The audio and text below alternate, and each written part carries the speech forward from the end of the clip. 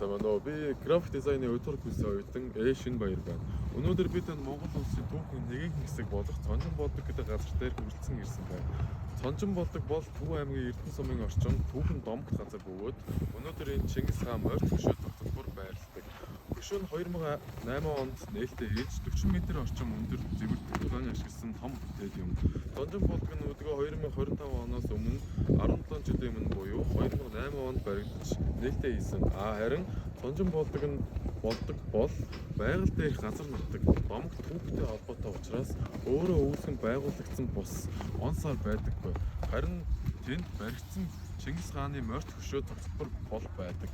Музейд Монголын эртний бронзын үе ба өнөө түргийн үеийн археологийн холбоор 13 дугаар зуунаас 14 дугаар зууны их Монгол үеийн эд хөдгийн зүйл зарим үед холбоотой сэдвийн үзмэр тамигддаг.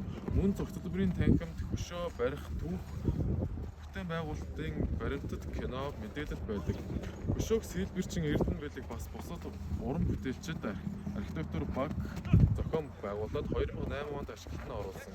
Энэ нь их Монгол улсын 800 жилийн ойг тэмдэглэх хүрээнд баригдсан хэмээн тайлбарладаг.